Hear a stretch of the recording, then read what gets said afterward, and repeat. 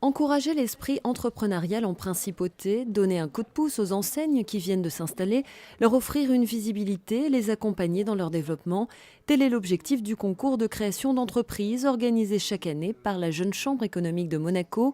Pour cette 18e édition, 19 projets ont été passés au crible par un jury composé d'entrepreneurs monégasques et de représentants des autorités gouvernementales. Il y a plusieurs critères. Il y a premièrement l'attractivité pour Monaco, c'est-à-dire quel est l'intérêt pour Monaco de mettre en place tel ou tel projet. Deuxièmement, l'impact sur l'emploi, le ministre en a parlé, voilà, il faut que ce soit un projet qui puisse être à court, moyen terme, je dirais, on ne dit pas immédiatement, mais générateur d'emploi. Et après aussi qu'il y ait un business plan qui tienne la route et qui puisse avoir une perspective de réussite. Parce que le but du jeu, quand on gagne un concours, c'est pas juste de gagner le concours, c'est de créer cette entreprise et qu'elle réussisse, comme M. Tomasi l'a démontré qu'à domicile lors de son exposé.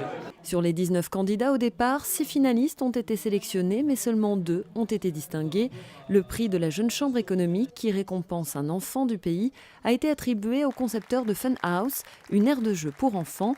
Et le prix du gouvernement a été décerné à l'unanimité à un projet innovant, The Studnet, le premier média social à évaluer le savoir-être des étudiants en école de commerce.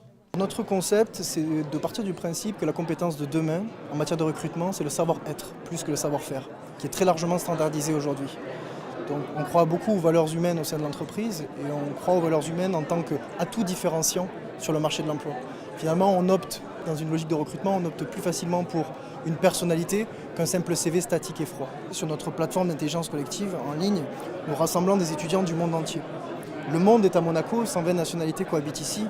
Et nous avons nous aussi notre petit monde au sein de notre communauté en ligne où les étudiants du monde entier sont représentés et j'allais dire partagent, échangent, débattent de manière harmonieuse et en bonne intelligence collective. Je suis maman de 2 enfants en bas âge, de 4 ans et de 2 ans, donc je vis vraiment dans Monaco et je me rends compte de tous les côtés positifs qu'offre la principauté, mais il y a aussi un manque par rapport aux activités extrascolaires, donc beaucoup de familles partent sur Nice, faire des petites activités le week-end, et moi donc je me suis un petit peu inspirée d'une entreprise qui fonctionne en France, limitrophe, à Nice. Et j'ai trouvé intéressant de l'adapter à la clientèle monégasque et de faire un petit espace avec des jeux qui puissent être ouverts 7 jours sur 7, où on puisse se détendre, regarder la télé si on a envie, profiter du Wi-Fi pendant que les enfants s'amusent et se défoulent entre guillemets dans ce mini-parc d'attractions.